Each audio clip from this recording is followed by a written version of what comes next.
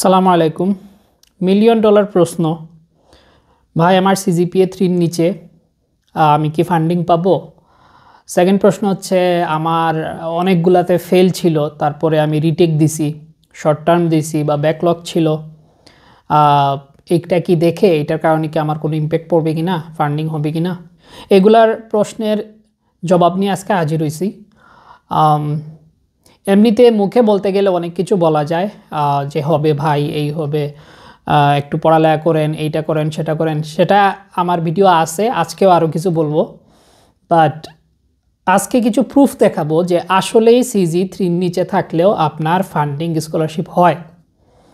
তো চলুন আমি সেই প্রুফটা দেখে আসি। এই প্রুফগুলো হচ্ছে বিভিন্ন হায়ার স্টাডি গ্রুপ আছে, সেখান থেকে আমি কালেক্ট করছি। প্রথম এইটা একটু লক্ষ্য করুন, উনি হচ্ছে বিএসসি ইন সিভিল ইঞ্জিনিয়ারিং কোনো একটা ভার্সিটি থেকে। ওনার সিজিপিএটা দেখেন হচ্ছে 2.92, মানে 3-র কিছুটা নিচে। আর লিখছেন যে মোর দেন 15 big F in my transcript, মানে 15টা সাবজেক্টে ওনার ফেল ছিল, বিশাল বড় বড় এফ লেখা থাকে, তো ট্রান্সক্রিপ্টে এটা লেখা থাকে। তো যাদের ফেল থাকে তারা কি করে, পরবর্তীতে এগুলো আবার রিটেক নেয় বা শর্ট টার্ম বলে, অনেক ইঞ্জিনিয়ারিং ইউনিভার্সিটিতে ব্যাকলগ বলে, তো আলাদা করে এক্সাম নেওয়া হয়। তো সেগুলোতে স্পেসিফিক বলা থাকে যে তুমি ম্যাক্সিমাম 3.5 তুলতে পারবা, 3 তুলতে পারবা, এরকম একটা লিমিট দেওয়া থাকে, যেখানে আর 4-এ 4 তোলা যায় না। মানে আপনি যদি ওইখানে 80%ও পান, তাহলে দেখা যাবে যে আপনি 4-এর জায়গায় আপনি ম্যাক্সিমাম 3 তুলতে পারতেছেন বা 3.5 পারতেছেন। এক এক ভার্সিটিতে এক এক রকম। আবার কিছু ভার্সিটিতে আছে যে আপনি শর্ট টার্ম না নিয়ে যদি আপনি জুনিয়রদের সাথে আবার এই কোর্স নেন 6 মাস, তারপরে আবার পরীক্ষা দেন, তখন হচ্ছে যায় আপনার 4-এ 4 তুলতে পারেন। এরকম একটা বিভিন্ন জায়গায় বিভিন্ন ধরনের নিয়ম আছে। তো ওনার নিয়মটা আমি জানি না, বাট এটা ফেল, সেটা যেভাবেই হোক সেটা ফেল। পরে হচ্ছে উনি ওই নতুন জুনিয়রদের সাথে ইদার অথবা হচ্ছে আলাদাভাবে করে উনি পাস করছেন। পরে ব্যাচেলর থিসিসেরটা উল্লেখ করছেন আলাদা করে, যেমন 4-এ 4 আর পাসিং ইয়ার টিয়ার এগুলো আছে। ওনার আইএলটিএস ছিল হচ্ছে ওভারঅল 7 এবং জিআরই 308 এবং পাবলিকেশন ছিল 11টা ইন টোটাল, 5টা জার্নাল Q3 ক্যাটাগরির আর 6টা কনফারেন্স পেপার। আর এখন আন্ডার রিভিউ আছে 2টা, আন্ডার প্রিপারেশন 3টা, আর সিবিটিভি সব কিছু ইনক্লুড করছেন। তো আমার মেইন বলার বিষয় হচ্ছে ওনার সিজিপিএ দেখেন 2.92 এবং উনি ফুল ফান্ডিং নিয়ে আমার একটা ইউনিভার্সিটি নিয়ে আসছেন। তো ওনারটার সাথে আপনারটা তুলনা করুন। ওনার যদি সিজিপিএ 2.92 হয় আর ওনার বাদ বাকি যে বিষয়গুলো আইএলটিএস 7, জিআরই 308 আর পাবলিকেশনটা সবচেয়ে বেশি চিন্তা করেন, যে পাবলিকেশনটা কয়টা, টোটাল 11টা, অনেকগুলো উনি রিসার্চ নিয়ে কাজ করছেন। তো ওইগুলো ওনাকে একটা হেল্প করছে। ফার্স্ট এক্সাম্পল শেষ, পরেরটা আসেন। ওনার সিজিপিএটা মোটামুটি ভালো, উনি 3.14, কিন্তু 3-র কাছাকাছি, উনি 3 থেকে একটু বেশি আর কি।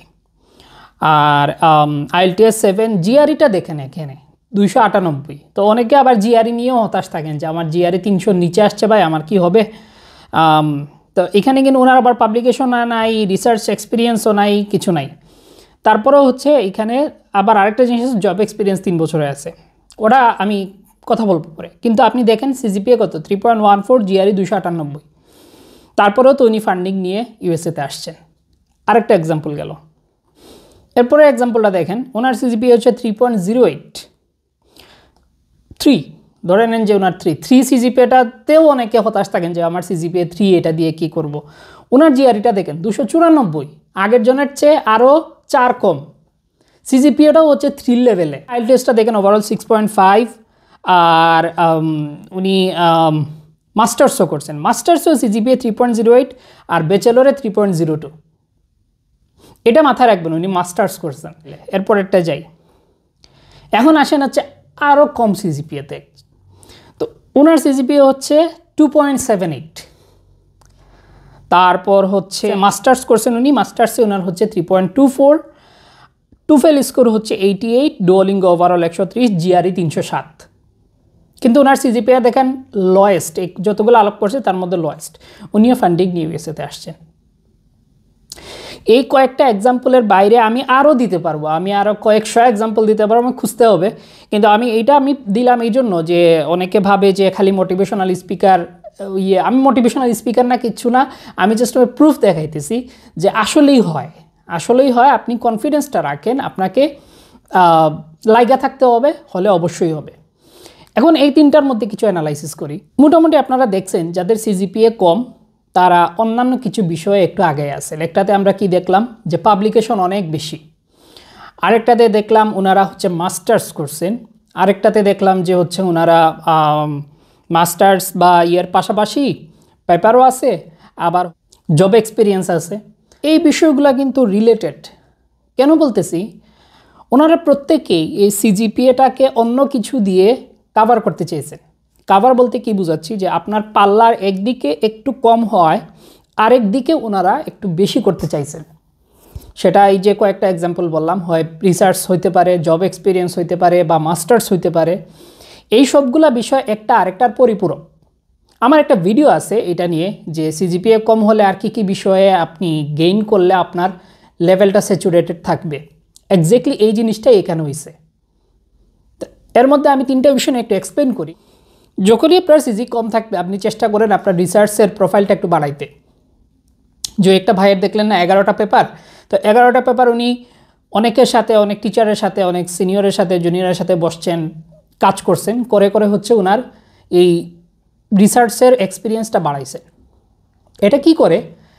এটা এই ইন্ডিকেশন দেয় যে ভাই আমার সিজিপি একটু কম আছে, কিন্তু দেখেন আমি রিসার্চের প্রতি অনেক ইন্টারেস্টেড, আমি অনেকের সাথে এই কাজ করছি, এই জন্য আমার এতগুলা পেপার আছে, আমি চাইলে সিজিপিএ কম হইলেও আমার যেহেতু এক্সপিরিয়েন্স আছে আমি আপনার সাথে মাস্টার্স বা পিএইচডিতে রিসার্চের কাজে ভালো করতে পারবো। একটা গেল। সেকেন্ড বিষয় হচ্ছে আপনার যদি সিজিপিএ এরকম 3 নিচে বা 3 লেভেলে থাকে, জিআরইটা দিন। সবাই দেখেন যে জিআরইটা দিছে। এখন জিআরই অনেক ক্ষেত্রেই আমি বলি যে জিআরই লাগে না। কাদের ক্ষেত্রে লাগে না? যাদের 3.5-এর উপরে থাকে, বা মোটামুটি 3.4, আবার দেখা যায় রিসার্চ এক্সপিরিয়েন্স অনেক বেশি বা অন্যান্য বিষয় ভালো, তারা জিআরই ছাড়াও হয়। এখানে একটা জিআরই ছাড়া একটা এক্সাম্পল আমি দিচ্ছি, এরকম হাজার হাজার এক্সাম্পল আছে। ওনারটা দেখেন, ওনার সিজিপিএ দেখাচ্ছে যে 3.53, তাই না? আইএলটিএস 7, আর নো পাবলিকেশন। দেখেন ওনার কোনো পাবলিকেশন নাই, জিআরইও নাই, কিন্তু আছে কি 3.5-এর উপরে সিজিপিএ আছে। তো উনি জিআরইর দিকে আর তেমন চিন্তা করেন নাই, পাবলিকেশনও চিন্তা করেন নাই, তারপরেও ওনার ফান্ডিংটা হয়েছে। কিন্তু অনেকেই হচ্ছে আবার যদি ধরেন 3.5 সিজিপিএ, আবার আপনার জিআরইও আছে, আইএলটিএসও ভালো, আবার পাবলিকেশন আছে, মানে আপনি সব দিকে হচ্ছে 100-এ 100, আপনার চান্স আরও বেড়ে গেল, সেটা অন্য বিষয়, আপনি সব দিক দিকে পরিপূরক। কিন্তু একটা হইলে আরেকটা না হইলেও চলে, ফান্ডিং হয়ে যায়। আর একটা বিষয় হচ্ছে যে 300-এর নিচে হইলে, দেখেন অনেকের সিজিপি 3-এর নিচে, আবার জিআরই 300-এর নিচে, তারপরে ওনারা চেষ্টা করছেন, ওনারা পাওয়া গেছেন। তো জিআরই এরকম একটা বিষয় যে আপনি এটা অন্য কিছুর পরিপূরক হিসেবে এখন এটা কাজ করে। আগে ম্যান্ডেটরি ছিল জিআরইটা, কিন্তু এখন আর ওইরকম বিষয় না, বাট থাকলে আপনাকে হেল্প করবে। জব এক্সপিরিয়েন্সে আসি। যদি আপনার সিজি কম থাকে, আপনি চেষ্টা করেন কোনো একটা জব থেকে রিলেটেড, যে রিসার্চের কাজ করবেন যা যে ফিল্ডে, সেই রিলেটেড কিছু জব এক্সপিরিয়েন্স গেইন করেন। ওই জব এক্সপিরিয়েন্সটা এই টাইপ হোক যে সেটা অ্যাপ্লাই করে আপনি রিসার্চের দিকে কিছু কাজ করতে পারবেন। যেমন আমার চাকরিটা এরকম ছিল যে আমি জিওটেকের বিভিন্ন টেন্ডার যেগুলো আছে, টেকনিক্যাল স্পেসিফিকেশন যেগুলো আছে, সেগুলো থেকে আমি অনেক কিছু শিকার ট্রাই করছি। সেটা আমি প্রফেসরকে শো করছি যে আমার এই বিষয়ে এক্সপিরিয়েন্স আছে, আমি চাইলে আপনি যদি এরকম কোনো কাজ করেন তাহলে আমি এটাতে আপনাকে হেল্প করতে পারবো। ভালো এবং বুদ্ধিমানের কাজ হচ্ছে যারা এখানে ওনারা এটা করছে যে সিজিপিএ যদি কম হয় আপনি মাস্টার্সটা করে ফেলেন। যদি আপনার হাতে সময় থাকে বা এরকম কোনো মাস্টার্স থাকে যেটা পার্ট টাইম করা যায়, বা সপ্তাহে 2 দিন, বাংলাদেশে জাহাঙ্গীরনগরে বা অন্যান্য জায়গায় আছে, আমিও দিছিলাম পরীক্ষা, পরে আর হয় নাই, আমি ইউএসএ চলে আসছি, চান্স হয়েছিল কিন্তু আমি আর ভর্তি হই নাই। সেগুলো হচ্ছে পার্ট টাইম। তো আপনি যদি পারেন চাকরির পাশাপাশি হাতে ধরেন 1-1.5 বছর সময় আছে, 2 বছর সময় আছে, আস্তে আস্তে আপনি হায়ার স্টাডি প্রিপারেশন নেবেন, কিন্তু সিজিপিএ কম, আপনি মাস্টার্সটা ওইভাবে পার্ট টাইম মাস্টার্সটা করে ফেলেন। মাস্টার্সের পাশাপাশি চেষ্টা করবেন অন্তত একটা পেপার করতে। আর সিজিপিএ তো অবশ্যই 3.5-এর উপর মাস্টার্সে মাস্ট। তখন সুবিধা হয় কি, আপনার এই সিজিপিএ যে ব্যাচেলরে কম, সেটাকে আপনি ঘাটতি পূরণ করতে পারবেন মাস্টার্সের সিজিপিএ দেখায়, প্লাস ওই যে একটা পেপার, আপনার এটা এনাফ। তখন আপনার জিআরইও দিতে হবে না। আরেকটা লাস্ট বিষয় হচ্ছে, আপনি যাই করেন সর্বশেষে আপনাকে প্রফেসরকে পটাইতে হবে, আপনাকে রিপ্রেজেন্ট করতে হবে ইমেইলে যে আমার এইটা কম হইলেও অন্য বিষয়গুলো বেশি ছিল, আমি রিসার্চের জন্য কম্পিটেন্ট, আমি আসলে এটা করতে পারবো, এটা করতে পারবো। আপনাকে রিপ্রেজেন্ট করতে হবে। অনেকেই আছে হচ্ছে খুব বেশি হাই প্রোফাইল নাই, মাঝারি লেভেলের, কিন্তু তারা অ্যাডভার্টাইজ করতে পারে। এই প্রফেসরকে মেইনলি আমি আবার একটু জানাবো। আজকের ভিডিও এতটুকুই। আপনারা সিজিপিএ নিয়ে যারা হতাশ তাদের জন্য আশা করি এইটা একটা ভালো এক্সাম্পল হতে পারে। সালাম আলাইকুম।